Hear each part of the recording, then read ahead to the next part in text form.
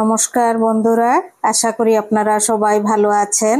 আজ আমি আপনাদেরকে বানিয়ে দেখাবো সাবুদানা দিয়ে পরোটা, তেল ছাড়া, একদম তেল ঘি কিছু দেব না। তো চলুন দেখে নেবেন আমি এটি কিভাবে আমি বানাই। প্রথমে 250 গ্রাম সাবুদানা ভেজে নিচ্ছি অল্প হালকা। এই কড়াইয়ের মধ্যে অল্প ভেজে তুলে নেব।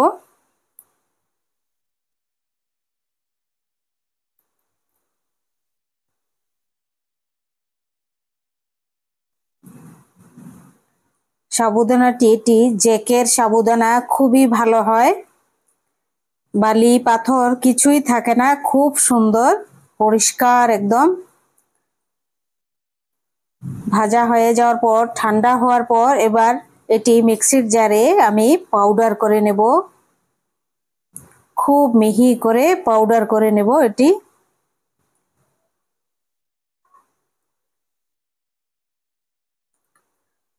পাউডার করা হয়ে গেছে, দেখুন সাবুদানা।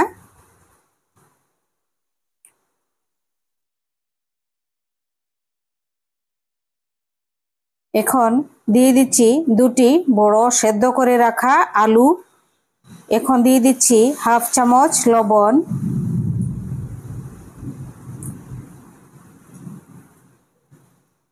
তারপর দিয়ে দিচ্ছি 1/2 চামচ গোলমরিচের পাউডার,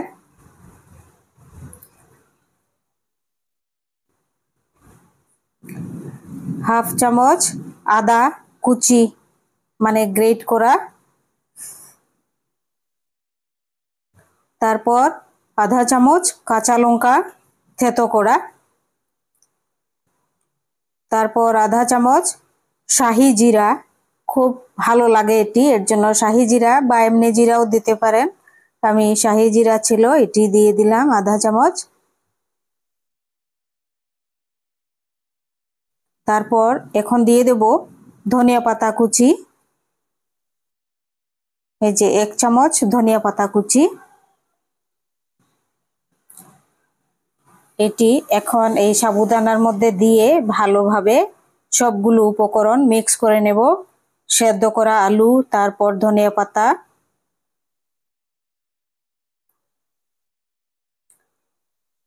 প্রথমে এগুলো শুকনোগুলো মিক্স করে নিচ্ছি।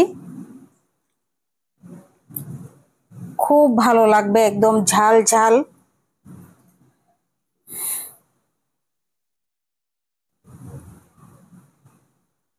এবার সেদ্ধ করা আলুও মিক্স করে দিলাম, একসাথে ভালোভাবে মেখে নিচ্ছি ভালো করে। কিছুটা সময় মাখার পর অল্প সামান্য একটু জল দিয়ে দেব।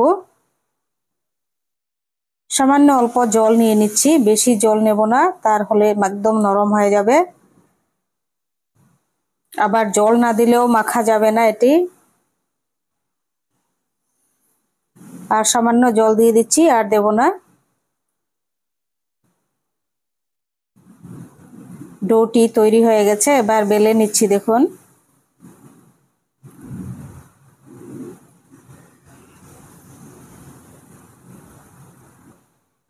এবার ভেজে নিচ্ছি, দেখুন একদম তেল ছাড়া।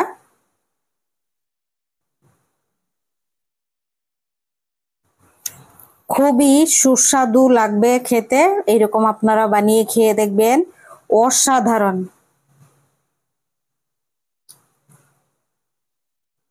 মানে এত নরম পরোটা, মানে ময়দা দিয়েও মনে হয় না, খুব নরম হয়েছে। খুব স্বাস্থ্যকর এই রেসিপিটি, তেল ঘি ছাড়া। আরো একটি ভেজে নিচ্ছি, দেখুন কি সুন্দর ফুলছে। তুলে নিচ্ছি। সবগুলো ভাজা হয়ে গেছে। আপনাদের যদি রেসিপিগুলো ভালো লাগে, সাবস্ক্রাইব করবেন, লাইক করবেন, শেয়ার করবেন, কমেন্ট করে জানাবেন সাবুদানার পরোটা কেমন হয়েছে। বিনা তেলে, বিনা ঘিয়ে, বিনা বাটারে, দেখুন। আর এটির সঙ্গে হচ্ছে, এটি আমি আর দেখাতে পারিনি, এটি সবুজ মুগের তড়কা। ভিডিওটি একদম বেশি লম্বা হয়ে যায় বলে, বড় হয় বলে আমি তড়কাটা দেখাতে পারিনি। দেখুন কত নরম হয়েছে, মানে বানিয়ে খেলেই বুঝতে পারবেন এত সুস্বাদু।